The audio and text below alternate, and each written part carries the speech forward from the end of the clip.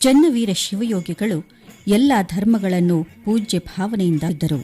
ಜವಳಗ ಗ್ರಾಮಸ್ಥರು ಭಕ್ತಿ ಭಾವದಿಗಳನ್ನು ಬರಮಾಡಿಕೊಂಡು ಪೂಜೆ ಪುನಸ್ಕಾರ ನೆರವೇರಿಸಿದ ನಂತರ ಶ್ರೀಗಳು ಗುರುಬಸಯ್ಯ ಹಿರೇಮಠ ಅವರ ಮನೆಗೆ ಭೇಟಿ ಕೊಟ್ಟು ತದನಂತರ ಜಿಂದಾ ಸಾಹೇಬ್ ಜವಳಗಿ ಬಾಲೆಸಾಬ್ ದರ್ಗಾ ಗೋರಿಗಳ ದರ್ಶನ ಪಡೆದು ಆಂತರಿಕ ಕಣ್ಣುಗಳಿಂದ ಅವರನ್ನು ಪ್ರತ್ಯಕ್ಷ ಕಂಡು ಹಿಂದೂ ಮುಸ್ಲಿಮರಲ್ಲಿ ಭಾವೈಕ್ಯತೆಯನ್ನು ಬೆಳೆಸಿದ್ದರು.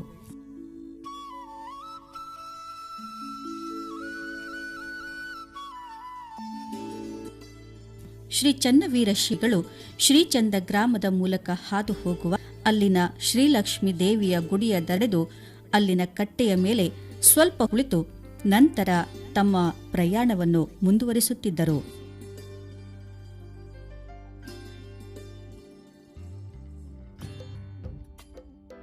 ಸೃಷ್ಟಿಯ ಸಕಲ ಗಿಡ ಮರ ಸಸ್ಯ ಜೀವಿಗಳಲ್ಲಿ ಭಗವಂತನು ಸೇರಿಕೊಂಡು ಅವುಗಳಿಗೆಲ್ಲ ಫಲ ಪುಷ್ಪವೀಯುವ ಮಹಾಚೇತನವನ್ನ ನೀಡಿರುವ ಅಹಂ ಬ್ರಹ್ಮಾಸ್ಮಿ ತತ್ವವನ್ನ ತಿಳಿಸುತ್ತಾ ಶ್ರೀ ಚನ್ನವೀರೇಶ್ವರರು ತಮ್ಮ ಭಕ್ತರಿಗೆಲ್ಲ ಪರೋಪಕಾರವೇ ಪರಮಾತ್ಮನ ಪೂಜೆ ಎಂದು ಉಪದೇಶಿಸಿ ದೀನ ದುಃಖಿಗಳ ಮೇಲೆ ಕರುಣೆ ತಾಳಿ ಅವರಿಗೆ ನೆರವಾಗುವುದೇ ದೇವನನ್ನು ಕಾಣುವ ಉಪಾಯವೆಂದು ಸಾರುತ್ತಿದ್ದರು. ತಾವು ನಡೆಸುತ್ತಿರುವ ದಾಸೋಹ ಕಾರ್ಯದ ಮಹತ್ವವನ್ನ ಪ್ರತಿಯೊಬ್ಬರು ತಿಳಿದು ನೆರವಾಗುವ ಬಯಕೆಯನ್ನ ವಿವರಿಸಿದರು. ಶ್ರೀ ಚನ್ನವೀರ ಶಿವಳು ಮಹೋಪಕಾರಿ ಕೆಲಸಗಳಿಂದ ನಡೆದಾಡುವ ದೇವರಾಗಿ ಮಹಾಕಾರುಣಿಕ ಕರ್ತೃವಾಗಿದ್ದರು. ಕರುಣಾಮಯಿಗಳಾದ ಸದ್ಗುರು ಚನ್ನವೀರ ಶಿವಯೋಗಿಗಳು ವಿದ್ಯಾಪ್ರೇಮಿಗಳೂ ಆಗಿದ್ದರು. ಗಳನ್ನು ತಮ್ಮ ಕೃಪಾಶ್ರಯದಲ್ಲಿ ಪೋಷಿಸಿ ಅವರಿಗೆ ಯೋಗ್ಯವಾದ ವಿದ್ಯೆ ದಯಪಾಲಿಸಿ ಅವರ ಸಲುವಿಗೆ ಸರ್ವ ವಿಧದಲ್ಲಿ ಸಹಕರಿಸುತ್ತಿದ್ದರು. ಕೆಲವರಿಗೆ ಸರಸೇವೆಯಲ್ಲಿ ದೊಡ್ಡ ಹುದ್ದೆಯನ್ನು ಕರುಣಿಸಿ ಕಾಪಾಡಿದ್ದಾರೆ. ತಾಯಿ ಕರುಳಿನ ಮಮತಾಮಯಿ ಚನ್ನವೀರರು ಅದೆಷ್ಟೋ ಬಡವರ ವಯಸ್ಸಿಗೆ ಬಂದ ಹೆಣ್ಣು ಮಕ್ಕಳ ಮದುವೆಯನ್ನು ಶ್ರೀಮಂತರಿಂದ ಹಣ ಪಡೆದು ಯೋಗ್ಯ ವರರನ್ನು ಹುಡುಕಿ ಬಹು ವಿಜೃಂಭಣೆಯಿಂದ ಅವರ ವಿವಾಹ ನೆರವೇರಿಸಿ ಕೃತಾರ್ಥರನ್ನಾಗಿ ಮಾಡಿದ್ದಾರೆ.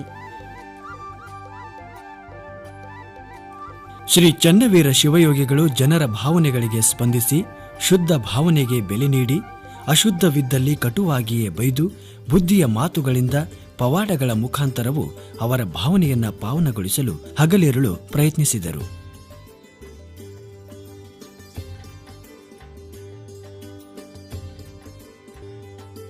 ಒಮ್ಮೆ ಜಗದಂಬೆಯಾದ ಮಹಾಕಾಳಿಯ ಪೂಜೆಗೆಂದು ಇರುಳು ಹೊತ್ತಿನಲ್ಲಿ ತಮ್ಮ ತೋಟದ ಬನ್ನಿಯ ಮರದ ಬುಡದಲ್ಲಿ ಶಿವಯೋಗಿ ಜಪದಲ್ಲಿ ಮಗ್ನರಾಗಿರಲು ಮೈಮೇಲೆಲ್ಲ ಕಣ್ತಿರುವೆಗಳು ಮುತ್ತಿಕೊಂಡು ಶಿವಯೋಗಿಗಳು ಮುಚ್ಚಿದ ಕಣ್ಣುಗಳನ್ನು ತೆರೆಯದೆ ಧ್ಯಾತರಾಗಿದ್ದರು. ಶ್ರೀಗಳು ಕುಳಿತುಕೊಂಡಿರುವ ಆ ಅಚಲ ದೃಶ್ಯವನ್ನು ಜೊತೆಗಿರುವ ಸೇವಕರು ಆಶ್ಚರ್ಯಗೊಂಡಿರುವ ಅದೆಷ್ಟೋ ಉದಾಹರಣೆಗಳಿವೆ. ಬಾಹ್ಯದ ಅರಿವಿನೊಂದಿಗೂ ಅಂತರ್ಭಾವದಲ್ಲಿ ಮುಳುಗಿ ತಪಸ್ಸಾಧನೆ ಮಾಡುತ್ತಿದ್ದರು.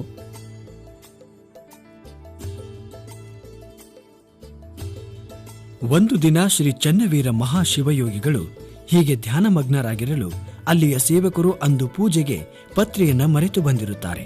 ಅವರ ಮರೆವಿನ ನೆನಪಾಗಿ ಪತ್ರಿ ಹೇಗೆ ಮಾಡುವುದು ಅನ್ನುವ ಚಿಂತೆಯಲ್ಲಿ ಸೇವಕರು ಇರಲು ಶ್ರೀಗಳು ಕಣ್ಣು ತೆರೆದು ಗಿಡದತ್ತ ಮೇಲೆ ನೋಡುತ್ತಿರುವಂತೆಯೇ ಕರುಣಾಮಯಿಯಾದ ಕಾಳಿಮಾತೆಯು ತನ್ನ ಕೊಲ್ಲೆಗಳನ್ನು ಶ್ರೀಗಳ ಕೈಗೆಟುಕುವಂತೆ ಬಾಗುವಂತೆ ಇದರಿಂದ ಬನ್ನಿ ಪತ್ರಿಗಳನ್ನು ತೆಗೆದುಕೊಂಡು ಕೆಲವು ಪತ್ರಿ